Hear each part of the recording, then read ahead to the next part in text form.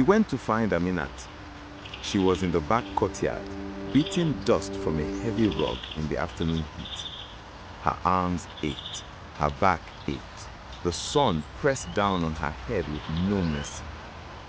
When she saw the prince approaching with that look on his face, fierce, desperate, determined, she set down the rug and simply waited.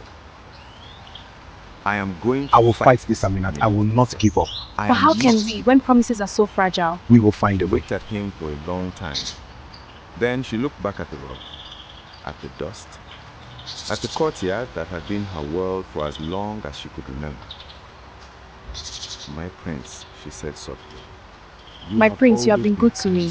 But please do not make promises you may not be able to keep. I will prove my words through my actions. Catch them with if they fall. He opened his mouth. She raised one hand gently to stop him.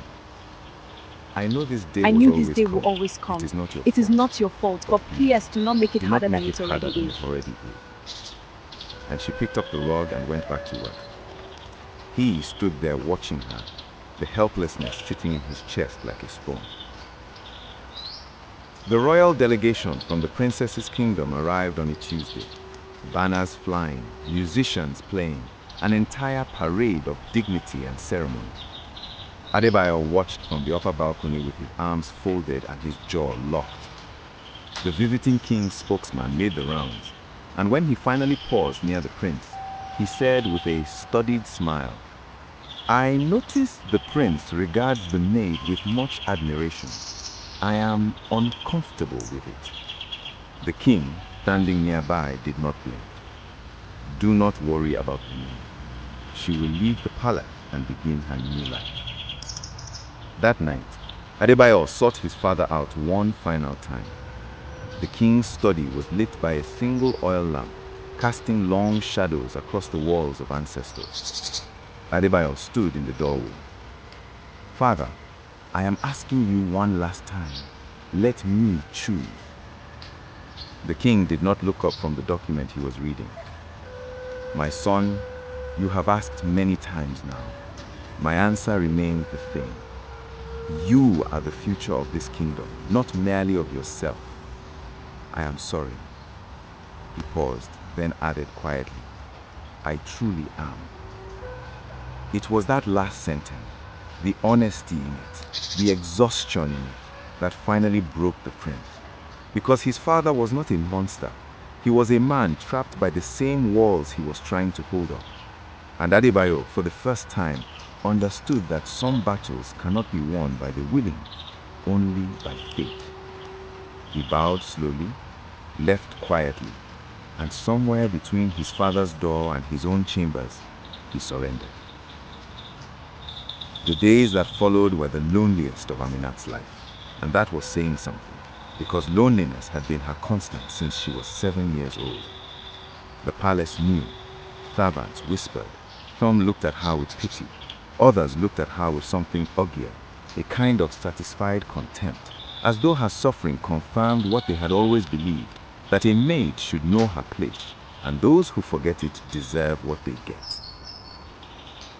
Badun was particularly merciless in those final days. She piled Aminat's duties so high that the girl barely slept. She was assigned the hardest labor, carrying water from the outer well at dawn, scrubbing the royal stables, washing the visiting delegation's linens by hand. When Aminat moved too slowly from exhaustion, Badun would stand over her with her arms crossed and say loud enough for others to hear, Love cannot fill a bucket. Pick up your pace. At night, Aminat lay on her mat and stared at the ceiling, trying to pray, but the words would not come.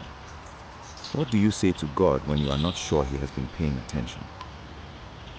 The worst moment came the evening before the royal wedding ceremony.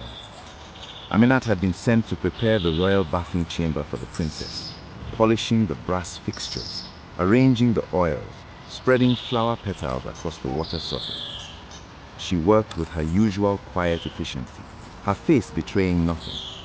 But when she was alone in that chamber, surrounded by the scent of jasmine and the soft golden light, she sank slowly to the floor, not dramatically, not in the way stories describe heartbreak. She simply sat down very slowly, pulled her knees to her chest the way she had as a child searching for her mother's warmth, and pressed her forehead to her knees. If only I had been born a princess. If only someone had chosen me first. If only I had a mother to fight for me. If only being loved was enough. She allowed herself 60 seconds of this. Then she stood up, dried her face on her wrapper, moved it flat, and went back to arranging the flower petals. Because that was what Aminat had learned to do. Grieve quietly, survive completely. As the old ones say, the load is heavy, but the head that carries it must remain steady. Aminat's head had been carrying loads since she was too young to name them. She was not about to drop them now.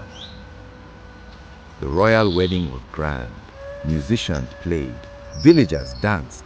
A princess arrived with gold in her hair and dignity in her stride. The kingdom celebrated for 7 days. On the 8th day, Adebayo found Aminat in the garden at dawn, before the palace woke up, before anyone could see them. His eyes were hollow. There was nothing left of the defiant young man who had stood in the throne room and declared his love before the entire court. Aminat, his voice barely above a whisper, they have concluded that you are free from being a palace maid. You are to find a place and start your life. She had been expecting it. She had rehearsed her response 100 times. And still, when the words actually landed, something inside her chest cracked open like old clay pottery, cleanly, completely, with no way to put it back together. "Thank you, my prince," she said, and her voice was steady. "Aminat, He stopped. What was there to say? I tried, I fought, I failed you? All of it was true. None of it helped. "You have done everything you could," she said gently, sparing him the agony of finishing his sentence. "I do not blame you. I never did." She turned and walked back into the palace to gather her belongings. What she owned filled a single cloth bundle.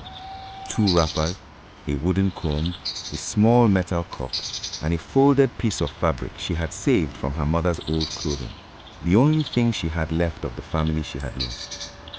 She tied the bundle across her back, walked through the palace gate, and did not look back. No farewell, no ceremony, no one came to see her off.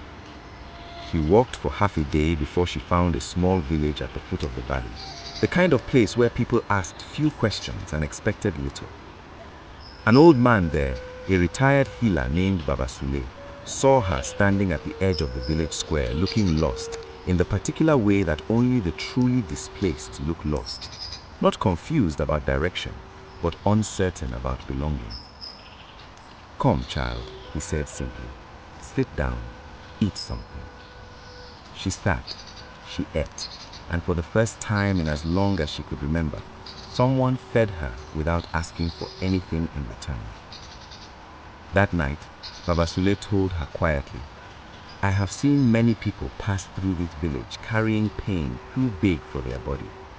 You are not the first. But the ones who survive, do you know what they have in common?"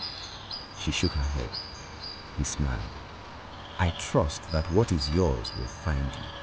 Your story is not finished, my daughter. The person your heart belongs to will come, and when he does, you must not be afraid to open the door." She stared at the old man for a long time. Then she nodded once and went to sleep. And the dream began. Fire, a mother's voice, running, always running. But each night, the dream grew a little clearer, as though it was trying to tell her something she had not yet learned to hear.